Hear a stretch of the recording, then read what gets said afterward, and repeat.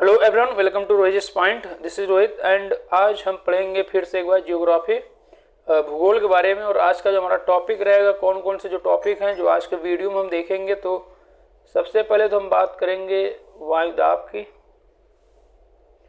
इसके बाद इसमें देखेंगे हम क्या क्या देखेंगे। तो वायुदाब में हम देखेंगे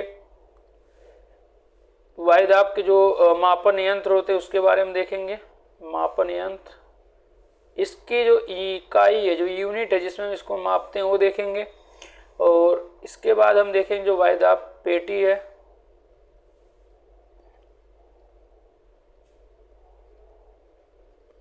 वायुदाब पेटी है जो कि टोटल देखा जाए तो दो प्रकार की हैं।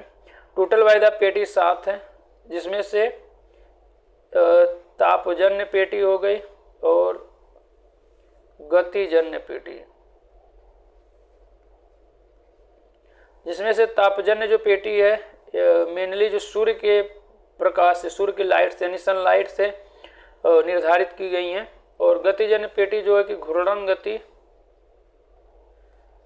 रोटेशनल और रिवोल्यूशनल जो स्पीड है उसके कारण परिभ्रमण गति, परिभ्रमण गति के कारण, जो कि तापजन्य की बात करें तो 3 है और गतिजन्य की बात करें तो 4 है। इसके बाद हम इस वीडियो में वायुदाब हो गया, वायुदाब पेटी हो गया, पवनों के बारे में पढ़ेंगे, जिसमें से स्थानीय पवन, पहला तो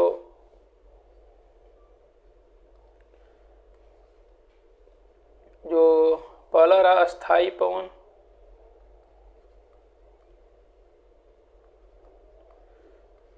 फिर स्थानीय पवन, और इसके बाद स्थानीय पवन के बाद मौसमी पवन। तो आइए हम देखते हैं वायुदाब के बारे में बिना देरी किए। वायुदाब देखिए किसको बोलते हैं, जो हमारा हेडिंग है वायुदाब, जिसको हम बोलते हैं एटमॉस्फेरिक प्रेशर।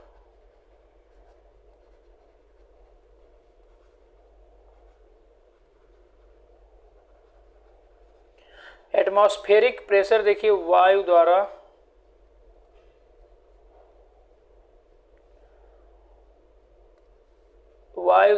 पृथ्वी पर, वायु द्वारा पृथ्वी के प्रति इकाई क्षेत्रफल पर वायुमंडलीय परतों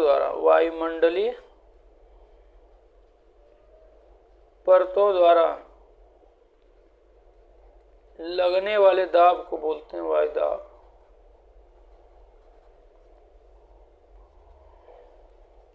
लगने वाले दाब को हम बोलते हैं वायुमंडलीय दाब। समझ गए? देखिए मान लेते हैं ए हो गया वायुमंडलीय परत हो गई, और नीचे मान लेते हैं ए हो गया एरिया 1 मीटर स्क्वायर। जो एरिया एक यूनिट एरिया है, यानी 1 मीटर स्क्वायर पर जो वायुमंडलीय परत द्वारा जो दाब लगा रहा है उसको हम बोलते हैं वायुदाब। तो इसको हम बोलते हैं एटमॉस्फेरिक प्रेशर। अब हम देखते हैं, हाँ इसी लगे हाथ तो ये भी देख लेते हैं कि जो इसकी इकाई, इसको किस इकाई में मापते हैं। तो इसको मिलीबार या पास्कल में मापते हैं। किसके द्वारा मापते हैं? तो जो इसका यंत्र है, जो इंस्ट्रूमेंट है, बैरोमीटर द्वारा मापते हैं। इसका जो यंत्र है, इंस्ट्रूमेंट है, इसको हम नापते हैं बैरोमीटर द्वारा। बैरोमीटर में देखिए, इसको अगर बैरोमीटर में जो इसका जो इंडिकेटर है उसमें अगर बहुत तेजी के साथ ऊपर नीचे कर रहा है, जो इंडिकेटर होता है, जो अगर वो बहुत तेजी के साथ ऊपर नीचे कर रहा है तो यानी कि वर्षा होने के चांसेस हैं। यानी कि बैरोमीटर में अगर हलचल ज़्यादा हो रही है तो वर्षा होने के चांसेस, अगर ये बढ़ रहा है, जो इंडिकेटर होता है अगर वो बढ़ रहा है, इंडिकेशन जो पॉइंट होता है अगर वो बढ़ रहा है तो यानी कि मौसम या तो साफ होगा या फिर चक्रवात, प्रति चक्रवात आने के चांसेस रहेंगे। तो जो बैरोमीटर हुआ, इंस्ट्रूमेंट हुआ, इसी के द्वारा हम वायुदाब मापते हैं। वायुदाब मापने का जो यंत्र है वह है बैरोमीटर। और अगर बैरोमीटर में अगर इसका जो इंडिकेशन मार्क होता है अगर बहुत तेजी के साथ ऊपर नीचे कर रहा है तो वर्षा होने के चांसेस रहेंगे, अगर बढ़ रहा है तो मौसम साफ रहेगा या तो प्रति चक्रवात होने के चांसेस रहते हैं। अब हम देखते हैं वायुमंडल का क्षैतिज वितरण।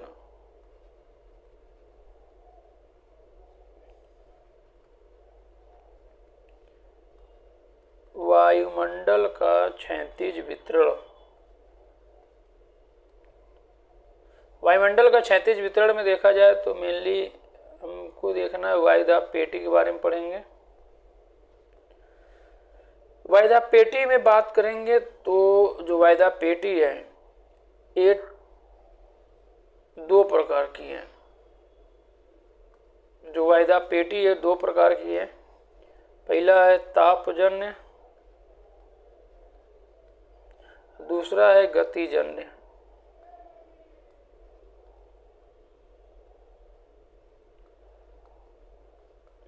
पहला तापजन्य पेटी, दूसरा गतिजन्य पेटी। अब टोटल बात करें तो टोटल 7 पेटी है, जिसमें से 3 पेटी तापजन्य और 4 पेटी गतिजन्य है। अगर 3 पेटी में बात करेंगे तो जो पहली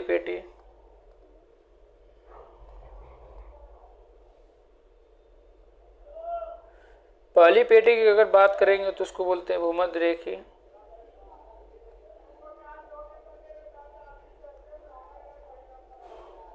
निम्न वायुदाब पेटी। और जो दूसरी अगर पेटी की बात करेंगे ध्रुवीय उच्च दाब पेटी। ध्रुवीय उच्च दाब पेटी, और ये देखिए 2 होती है, ये एक ही है और ये 2 है। 2 कैसे है तो एक नॉर्थ में है और एक साउथ में है।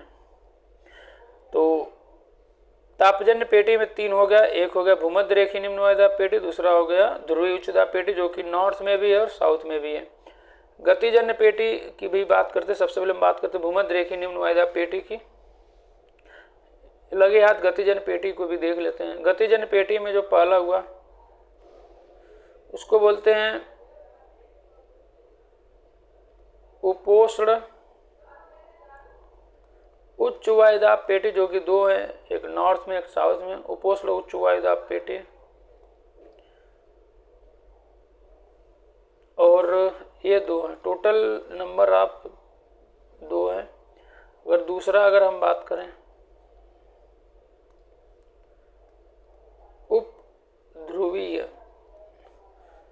उपध्रुवीय निम्न वायुदाब पेटी। उपध्रुवीय निम्न वायुदाब पेटी, ये भी 2 है। तो आइए हम बात करते हैं भूमध्य रेखी निम्न वायुदाब पेटी की, उसके बारे में देखते हैं। तो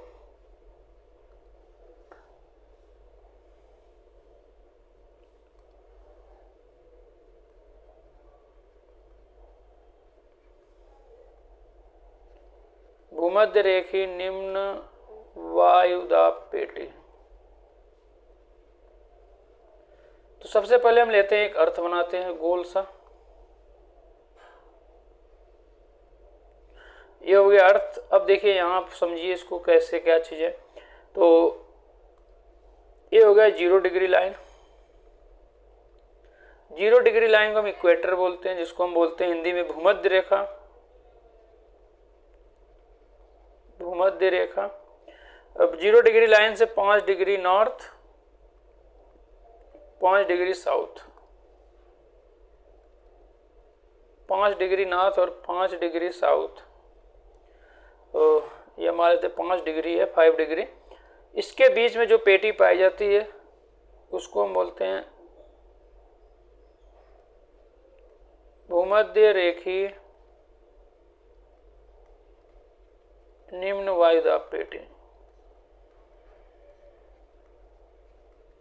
भूमध्य रेखी निम्न वायुदाब पेटी बोलते हैं। यहाँ पर देखिए जो है, यहाँ पर सूर्य सीधा चमकता है। यहाँ पर जो सूर्य है, ये रहा सूर्य, सूर्य यहाँ पर सीधा चमकता है, इसलिए यहाँ का टेम्परेचर सबसे ज़्यादा रहता है। ये जो है, ये जो पेटी है, इसको बोलते हैं भूमध्य रेखी निम्न वायुदाब पेटी। और यहाँ का अगर आप कंडीशन देखेंगे तो यहाँ पर ताप ज़्यादा और वायुदाब निम्न। भूमध्य रेखी निम्न वायुदाब पेटी में ताप ज़्यादा पाया जाता है, इसका टेम्परेचर ज़्यादा रहता है, क्योंकि यहाँ पर सूर्य जो है सीधा चमकता है, जिसके कारण यहाँ पर जो गर्मी ज़्यादा पड़ती है। और यहाँ पर वायुदाब कम होता है, इसलिए क्योंकि जहाँ पर टेम्परेचर ज़्यादा रहेगा वहाँ पर वायुदाब कम रहेगा, क्योंकि वहाँ की जो हवाएं हैं गर्म होकर ऊपर उठ जाती हैं, इसी कारण वहाँ पर वायुदाब जो एटमॉस्फेरिक प्रेशर है वो कम होता है। अब दूसरी अगर पेटी की हम बात करेंगे तो दूसरी पेटी जो है वो है ध्रुवीय उच्च वायुदाब पेटी। ध्रुवीय उच्च वायुदाब पेटी की अगर बात करेंगे तो हम लेते हैं एक मिनट। ये रहा अर्थ। अब बनाते हैं इक्वेटर। ये तो 0 डिग्री हो गया, इक्वेटर का कोई काम नहीं। ये ध्रुव हो गया, ये उत्तरी ध्रुव नॉर्थ पोल और ये साउथ पोल। तो यहाँ पर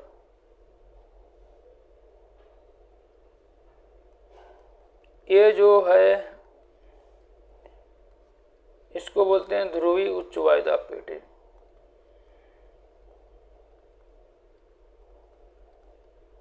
ध्रुवीय उच्च वायुदाब पेटी ऐसा क्यों बोलते हैं उसको हम देखते हैं।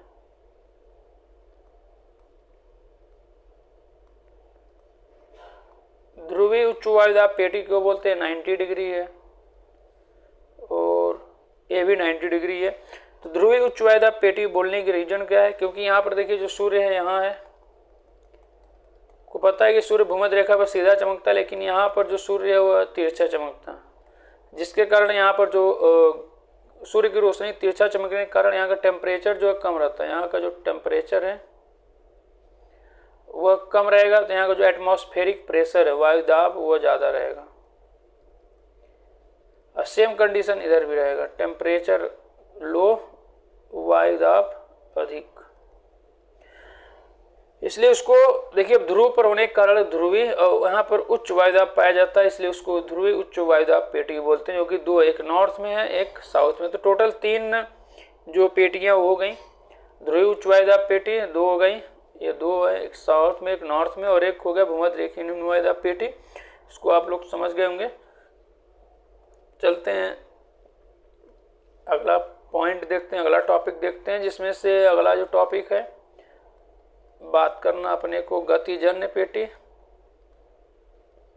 गतिजन्य पेटी में सबसे पहले हम बात करेंगे उपोष्ण उच्च वायुदाब पेटी।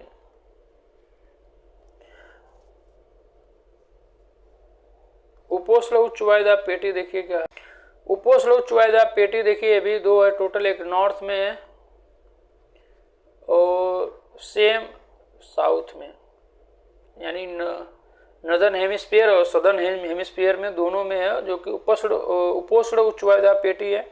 गतिजन्य पेटी देखिए जो मेनली ये घूर्णन गति या परिभ्रमण गति के कारण होती है। घूर्णन का मतलब हुआ रोटेशनल, जो पृथ्वी अपने अक्ष पर 23.5 डिग्री पर जो रोटेट करती है उसके कारण ही ये जो पेटी का निर्माण होता है। पेटी हम इसलिए बोलते हैं क्योंकि यहाँ पर जो हवाएं हैं उठती हैं या बैठती हैं, इसी कारण इसको हम पेटी का नाम दिया गया है। यहाँ पर कोई पेटी नहीं रखा गया, कोई संदूक बॉक्स नहीं है, लेकिन यहाँ पर जो हवाएं हैं वे एकत्रित होकर बहुत तेजी के साथ उठती हैं या बैठती हैं, इसी कारण इसको हम पेटी बोलते हैं। तो हम उपोष्ण उच्च वायुदाब पेटी बोलते हैं। इसको देखते हैं कहाँ पर है, तो उपोष्ण उच्च वायुदाब पेटी की अगर आप बात करेंगे, ये हो गया अर्थ। तो उपोष्ण उच्च वायुदाब पेटी नॉर्थ में उपोष्ण उच्च वायुदाब पेटी की अगर बात करेंगे तो ये रहा नॉर्थ और ये रहा साउथ। तो 30 डिग्री से 35 डिग्री नॉर्थ और साउथ, 30 डिग्री से 35 डिग्री के बीच में जो जोन है उसको हम बोलते हैं उपोष्ण उच्च वायुदाब पेटी। इस दोनों को हम बोलते हैं उपोष्ण उच्च वायुदाब पेटी। उपोष्ण उच्च वायुदाब पेटी बोलते हैं जो कि 30 से 35 डिग्री के बीच का जो जोन है पृथ्वी पर, वहाँ पर जो बोलते हैं उच्च वायुदाब पेटी। उच्च वायुदाब बोलने का रीजन यह है कि यहाँ से जो हवाएं हैं, जो 0 डिग्री है, इक्वेटर है, यहाँ का टेम्परेचर ज़्यादा, यहाँ पर जो भूमध्य रेखीय निम्न वायुदाब पेटी पाई जाती है, यानी यहाँ का जो एटमॉस्फेरिक प्रेशर कम रहता है क्योंकि टेम्परेचर ज़्यादा, और यहाँ पर इसकी अपेक्षा 0 डिग्री की अपेक्षा जो उपोष्ण उच्च वायुदाब पेटी का जो टेम्परेचर है वह इससे थोड़ा सा कम रहेगा। कम रहने के कारण यहाँ पर उच्च वायुदाब पाया जाएगा, जिससे जो जब यहाँ की हवाएं, जो 0 डिग्री की हवाएं जब ऊपर उठती हैं, आपको पता होना चाहिए कि हवा जो है गर्म होने के बाद ऊपर की तरफ उठती है। जो पवनें चलती हैं इसी कारण चलती, क्योंकि जब हवा गर्म होकर ऊपर उठती है। इसको समझने के लिए अभी इसको हम इस टॉपिक पर आते हैं। सबसे पहले हम, ये तो हो गया उपोष्ण उच्च वायुदाब पेटी और दो ये हो गया। अब इसके आगे हम बात करते हैं उपध्रुवी निम्न वायुदाब पेटी। उपध्रुवी निम्न वायुदाब पेटी इसको क्यों बोलते हैं? तो ये भी दो हैं, लेते हैं एक, बनाते हैं अर्थ। ये अर्थ रहा, और इसमें जो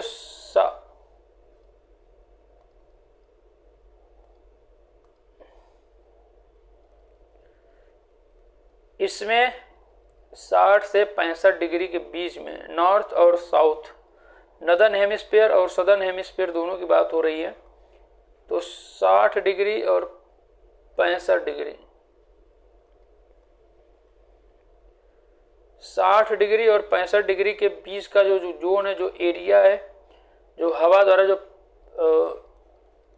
पृथ्वी पर जो हवा का बैठना या जो 60 से 65 डिग्री के बीच में जाता है, तो उसको हम बोलते हैं उपध्रुवी निम्न वायुदाब पेटी। उपध्रुवी निम्न वायुदाब पेटी। ये भी दो, एक साउथ में है, सदर्न में, सॉरी नॉर्थ और साउथ दोनों में है।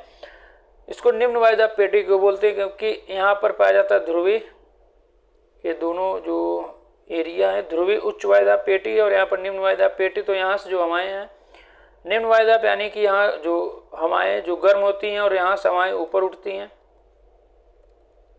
यहाँ से हवाएं ऊपर उठती हैं, जिसके कारण जो ध्रुवी उच्च वायुदाब से जो हवाएं बहुत तेजी के साथ यहाँ का जो एरिया कवर करने के लिए आएंगी, यहाँ जो हवाएं हैं यहाँ पर आएंगी, क्योंकि हवा हमेशा उच्च वायुदाब से निम्न वायुदाब की ओर चलती है। इसको हम समझ लेते हैं। जो हवा या पवन है, तो पवन हमेशा उच्च वायुदाब से, पवन हमेशा उच्च वायुदाब से निम्न वायुदाब की ओर चलती है। उच्च वायुदाब से निम्न वायुदाब चलने का रीजन क्या है? तो उच्च वायुदाब में हमेशा जो टेम्परेचर रहेगा वो कम रहेगा, और जो निम्न वायुदाब में जो टेम्परेचर ज़्यादा रहेगा। टेम्परेचर ज़्यादा होने के कारण जो है, मान लेते हैं यह एक रीजन है, अब यहाँ की जो हवाएं हैं ये गर्म होकर ऊपर उठती हैं। आपको पता है कि जब चीज़ें गर्म होती हैं, हवाएं गर्म होती है तो ऊपर उठती हैं।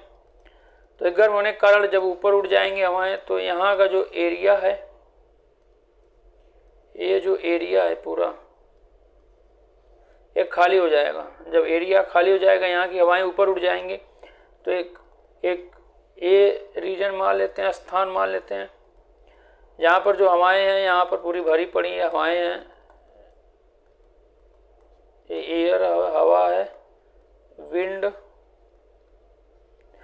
जैसे ऊपर उठा तो इसका जो ये जो खाली जो ब्लैंक जो स्थान है इसको कवर करने के लिए काफ़ी तेज़ी के साथ आएंगी। तो यहाँ पर इसी कारण जो हवाएं हैं या पवनें हमको चलते हुए महसूस देती हैं। तो ये जो स्थिति है कंटिन्यू बनी रहती है। तो अगर उच्च वायुदाब है तो टेम्परेचर कम होगा, या टेम्परेचर कम है तो उच्च वायुदाब पाया जाएगा।